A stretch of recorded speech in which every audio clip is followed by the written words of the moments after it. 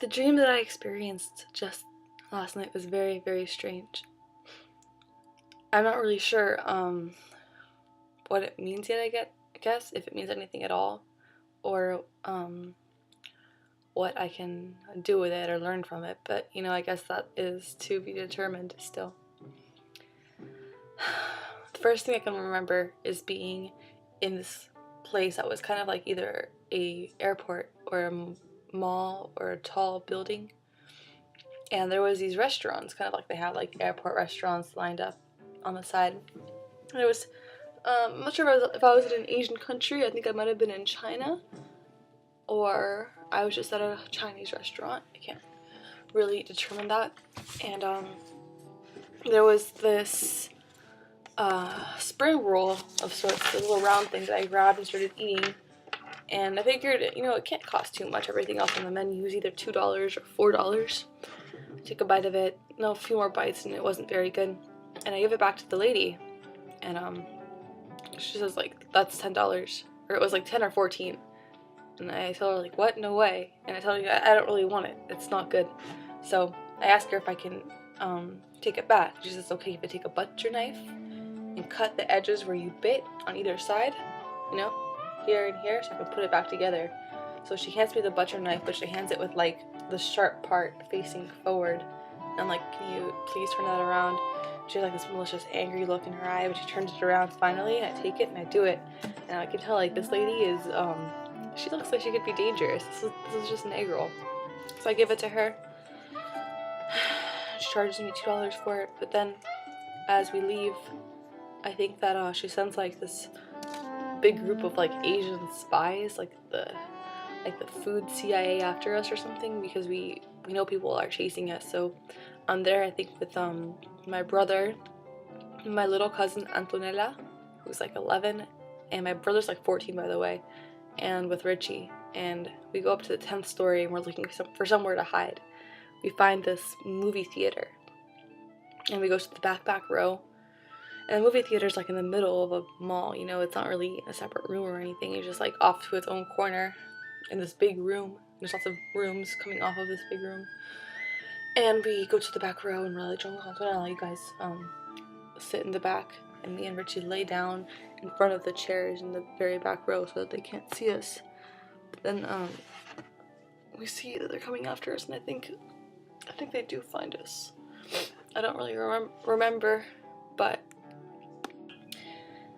so after they found us, they told us, you have to register with this country, register with this location, and register with this particular, I guess, like, planet or something. Like, we had to register, we had to pay for it, we had to create permission for ourselves to exist here, which was very weird. I guess we could do that everywhere we go. So we went and we registered. And then after that, I kind of like shifted and changed worlds in my dream. This time I don't hold my character, not myself. And we're at this like kind of like this place by the ocean, like this apartment complex, and we're looking out this large window. There's something I guess strange about this place. And there's this guy who's trying to I guess like get with this girl. He's in her apartment, and she just came out of the shower, and he's not wearing anything. And I think that he had to pee or something. And as he meant to go like turn towards her, he accidentally started peeing, and like he peed like all over her like valuable collection, like these antique like vases she had, and he peed like on her neck. And she got so mad. She's like, out of here, out, never come back here. She made him go out the window.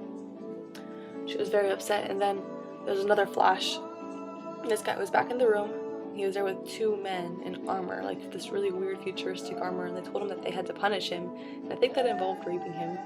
But I don't think they did. I think that one of the guys said, let's try something else instead. Let's do something else instead. He still needs to be punished, but I remember this guy who was supposed to be punished was told to look through this cabinet of hers, and he looked through and he found like this DVD.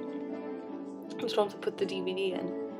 So they put the DVD in, and I heard it like whirring up, and I cut out of that world. Now I am on a 2-story plaza sorts, like 2-story building, second story, it's open, there's no windows. And this lady was asking me, I think, about my like membership or registration with this world. She was asking me who I was with, and I said, I don't know.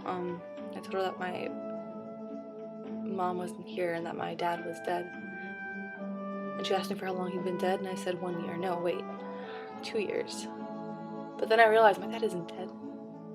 He just moved to Peru 2 years ago, and I felt so bad for saying that. Why would I ever say he was dead? He's not at all. I remember when she asked me, I was crying and everything. I wanted to go back and tell her the difference, but I don't think I could. So then I cut back to this new world. And now when we cut back to a different world, it was like, I think what we were entering was the DVD that the man was putting in, the man who was becoming punished. And it was this program, and a lot happened during the beginning of it that I can't remember, but I remember when they were teaching you a lot of things, and then there was this sound, and it was like a binaural beat of sorts. I remember there was different music and pitches, and I remember that there was these structures, these visuals, these like, it's almost as if you were in this 3-dimensional empty space, and you had no laws of physics tying you anywhere, and you would go from here to seeing something, then a green light would cut through here, then it would take you over and across to somewhere, and as you would see these, light and sound would move through them, and it's like it was your consciousness as it watched it and saw it, it was like pulling and stretching it, and I felt like it was programming stuff into you. And this went on for a while. All sorts of sound, lots of low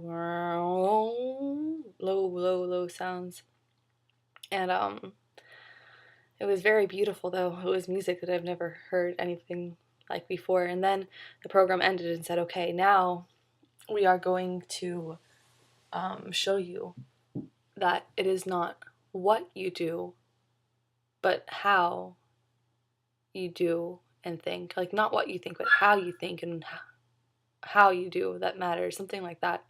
It said, like, this is also for believers of Jesus Christ. And there was like these subtitles that moved to the screen, and I saw like, the word Jesus Christ and all these symbols and the words underneath it, and I saw the word Buddha and all these symbols and words underneath it, and I saw some more names because it went very fast, and then finally I saw this infinity symbol that was in gold. Underneath it was just infinity symbol and another one and another one, all lined up. It went very fast. I started to hear the sounds again, but then my vision pulled out, and I saw this audience, this group of people, rows and rows and rows of people in chairs, all watching these lights and these sounds, taking them in, and zoomed into one guy, and this one guy I think was like, I don't remember, I think he was just like snoring or something, and it went into this other girl, and she said, I'm bored. These lights and sounds have begun to hurt my head. But look at her. She's not letting it bother her. And it moved me over to the vision of somebody else. And this person, I guess the lights and sounds started to hurt her head too, but she wasn't bothered by it. She was just kind of like hanging out, just being there, not really dismayed by anything. And then I remember it pulled me out, and then just some more sounds like that continued on in my dream. I kind of woke up from there. And it all just seems very strange. I woke up at around 12:30, and I went to bed at like 9:30 maybe 9 o'clock. So I slept like 15 hours, and I don't know, it's a long time to sleep. So yeah, that's all. Lewis made me into a bunny today. What a strange way to play. As we chase the days across the starry horizon, I know that my ears will always be rising. Even though the days are going bison, I keep on trying.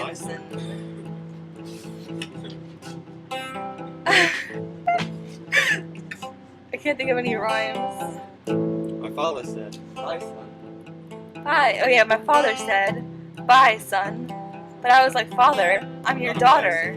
I'm not a son. I'm not a bison. I'm not a bison. He said, bye, son, my young girl. is what we used to hunt out west. Back in the days before Chevrolets and money banks.